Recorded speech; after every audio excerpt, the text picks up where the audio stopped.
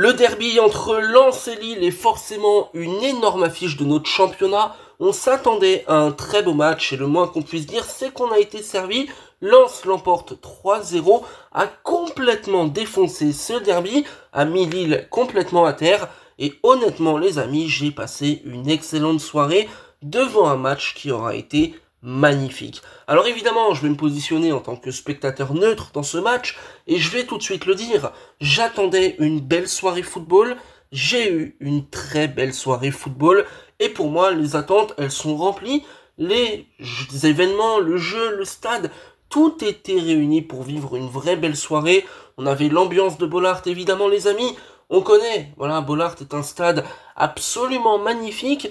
On avait ce derby, donc cette rivalité entre Lensois et Lillois, des grands joueurs sur le terrain, Thauvin, Giroud, on pourrait en évoquer bien d'autres, et au final, le Lens de Pierre Sage, qui se montre encore une fois comme étant une équipe incroyablement bonne. Lille est une équipe qui évidemment dispose de beaucoup de qualités, on va en parler dans ce match-là notamment, ils ont montré des choses malgré le score de 3-0, mais sincèrement les amis, j'aimerais qu'on se pose devant le RC Lens de Sage, et qu'on se dise, mais attendez, qu'est-ce que c'est que cette équipe de malade mental? Parce que vraiment, j'ai vu tous les matchs de Lens cette saison, et c'est une équipe que j'avais prédit comme étant une équipe qui allait aller en Ligue des Champions. Peut-être que j'ai été ambitieux, peut-être que ça se fera pas tout de suite, je considère aussi que bon, à l'image d'un Ryan Fofana, Lens est une équipe avec des jeunes éléments qui doit grandir, des nouvelles recrues qui sont incorporées, donc peut-être que cette année ça va être trop léger, et que finalement tu vas pouvoir aller en Ligue des Champions peut-être dans 2-3 ans, avec un cycle, avec de la continuité, des joueurs qui vont grandir, en étant bien accompagnés.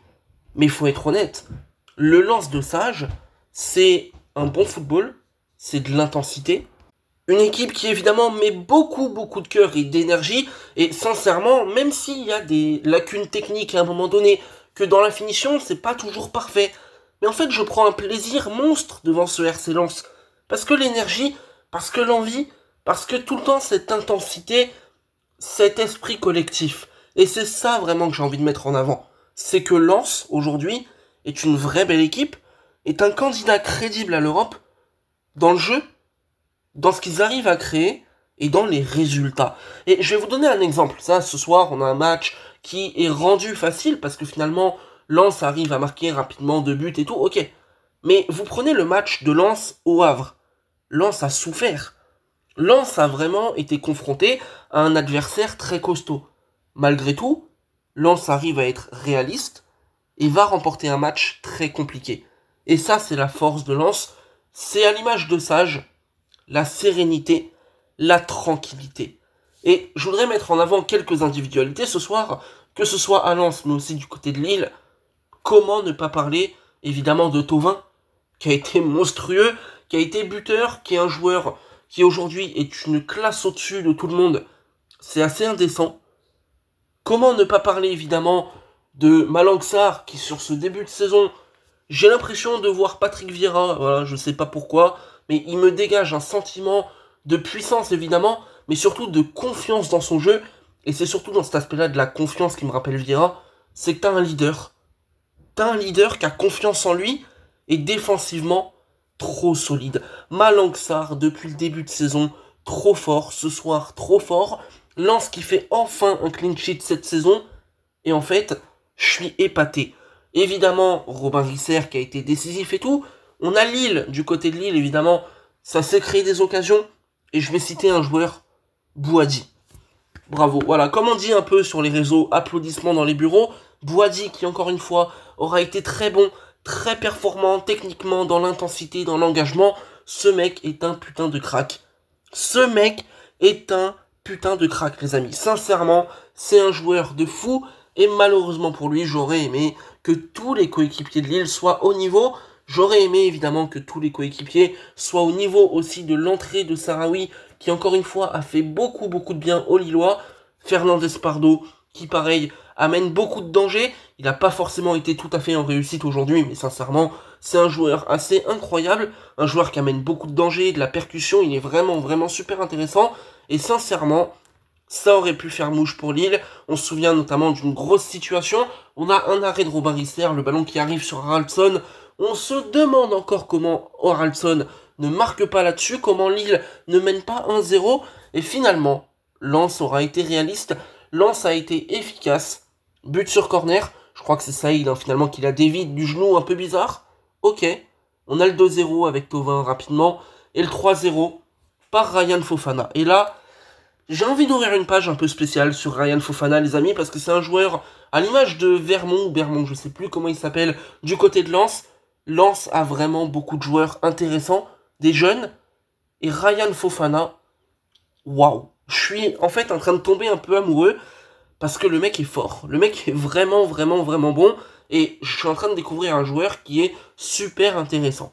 Alors, sur le volet de la finition, à chaque fois, je suis là en mode, mais non, mais tu peux pas bouffer la feuille comme ça, c'est pas possible. Parce que vraiment, c'est un attaquant qui a beaucoup de qualité, on va pas l'accabler, il est très jeune, il a 18 ans et tout, pas de problème. Mais c'est vrai que devant le but, il rate pas mal d'occasions, il croque pas mal devant le but, donc c'est dommage, c'est un axe de progression qui est assez important. Mais quand on voit déjà la débauche d'énergie, quand on voit le volume offensif qu'il peut avoir, rien à dire, super.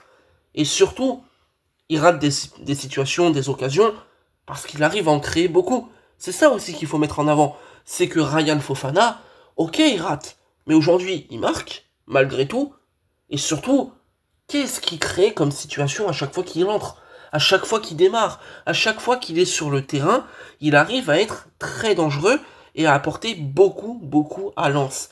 Et ça, c'est absolument incroyable. Donc je tenais vraiment à le mettre en avant parce que j'ai beaucoup aimé depuis le début de saison. À l'image de Vermont, j'en ai déjà parlé, qui lui n'a pas joué ce soir. Mais sincèrement, les amis, il faut aussi qu'on parle d'un autre truc à Lens. J'aime beaucoup cette équipe pour tout ce qu'elle dégage, tout ce qu'elle représente, le coach et tout.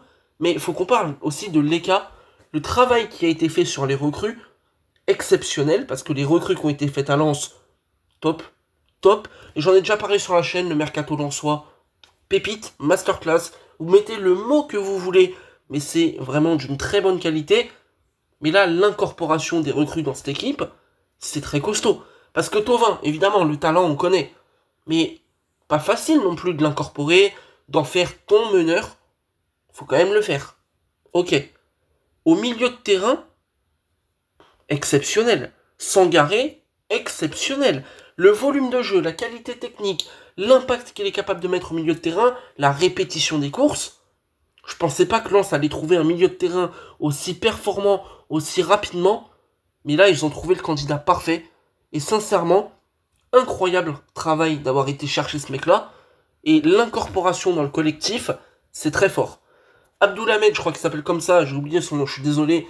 En tant que latéral, pour l'instant, il est remplaçant. Je vais être honnête avec vous. Vu les entrées qu'il fait ce soir, contre Brest notamment, il va très vite passer titulaire. Quand vous voyez Samson Baïdou, est-ce que j'ai vraiment besoin d'en parler? Défensivement, très fort, très costaud, très intelligent. À l'image, voilà, finalement, la réussite des défenseurs autrichiens à Lens. On savait qu'il y avait Kevin Danso qui a réussi à Lens en étant autrichien. Là, on a peut-être un nouveau candidat. Et évidemment, Robin Risser dans cette équipe qui s'impose comme titulaire, qui s'impose bien évidemment comme un très bon gardien, mais ça on le savait, voilà, j'en ai déjà parlé sur la chaîne aussi. Un très bon gardien qui a vraiment du talent, du potentiel, qui a connu une vraie progression linéaire pour le coup. Donc là, c'était super intéressant pour lui. Je suis grave content de le voir à Lens parce que pour le coup, on voit, il est titulaire, il est là, on lui fait confiance et tout. Il est performant, mais surtout, au-delà d'être un bon gardien, au-delà de faire des arrêts super intéressants, au-delà d'avoir un potentiel important, c'est la qualité de ses relances aussi. Il y a un vrai jeu au pied et l'apport tactique que ça peut t'amener. Je fais un petit parallèle avec le PSG qui maintenant a Lucas Chevalier. On a vu Paris face à l'Atalanta qui utilisait beaucoup Lucas Chevalier pour relancer. On a vu aussi ce soir Lille qui avec son gardien turc qui a un très bon jeu au pied aussi. Ils s'en servent et t'arrives à avoir des solutions tactiques en plus. L'apport d'un gardien qui est bon au pied, c'est évidemment très important pour les grandes équipes. Et là, du côté de Lens, on avait Brice Samba, bien sûr, qui était un très bon candidat dans ce domaine. Là, aujourd'hui, on a Robin Risser, qui a un très bon jeu au pied. Et encore une fois, c'est une arme de plus pour un Racing Club de Lens, qui, moi, me séduit, me plaît énormément, et à qui je souhaite beaucoup de bien pour la fin de saison, tout comme pour Lille, dont je peux pas forcément dire beaucoup de bien ce soir, même si le match n'a pas été non plus catastrophique, et que Lille a eu des occasions, et que Lille aurait mérité d'aller marquer. Mais en tout cas, ce derby, il est bien lensois. 3-0, c'est net et sans bavure. Et quoi qu'il arrive, lensois, lillois, je vous souhaite une excellente fin de saison.